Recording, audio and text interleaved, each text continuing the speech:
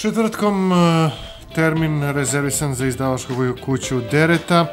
Iz izdavačke kuće Dereta Anja Marković nam predstavlja knjigu Juana Goytisola Prognan sa svih strana, koja će uz neke karte za pozorište od 17 do 18 časova ući u fond za današnje poklone za verne slušaoce, pa da čujemo Anju. Dobar dan svim slušalcima Studija B iz izdavačke kuće Dereta. Ponovo delimo zanimljive knjige za slušalce. Ovoga puta pripremili smo za vas kratak roman Juana Goytisola, Prognan sa svih strana. Juan Goytisol inače se smatra jednim od najznačajnijih savremenih španskih pisaca. Bio je žestoki protivnik Frankove diktature, ali potonjih političkih struktura u Španiji, te je dobar deo života proveo u dobrovoljnom egzilu, uglavnom u Parizu i Makarašu. Bio je oženjen Monikom Lange, književnicom i glumicom, s kojom ostaje blizak sve do njene smrti 96.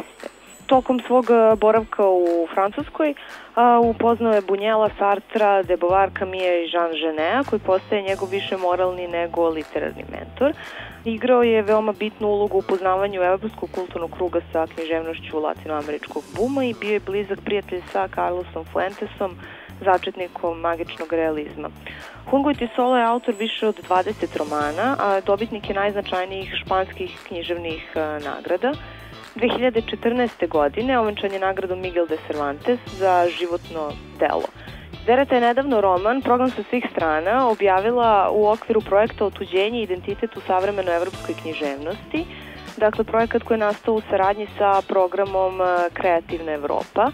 Taj projekat obuhvata 8 nagrađenih autora iz 8 zemalja Evropske unije. A roman Prognan sa svih strana je dakle jedan od njih. Priča prati parijskog perverznjaka, monstruma iz Santiago, koga je raznala teroristička bomba, te se on obreo sa one strane u praznom cyber kafeu okružen hiljadama računara.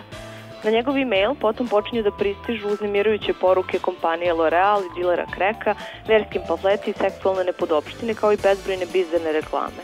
Ova mračna online verzija Zemlje čuda okuplja obskurne likove s kojima naš junak redovno komunicira, pre svega ženu i mama Alisu, rešenu da monstruma regrutuju u svoju terorističku mrežu.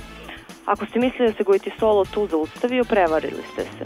Uz Alisu, monstruma ne ostavljaju na miru ni patriota Frizer, desničar i Berlusconijev gorljivi sledbenik, ni Rasta Rabin, ni Monsignor koji glasno propoveda: ako ljubav prema svetom duhu može da opere dušu, zašto banka koja nosi njegovo ime ne bi mogla da opere novac?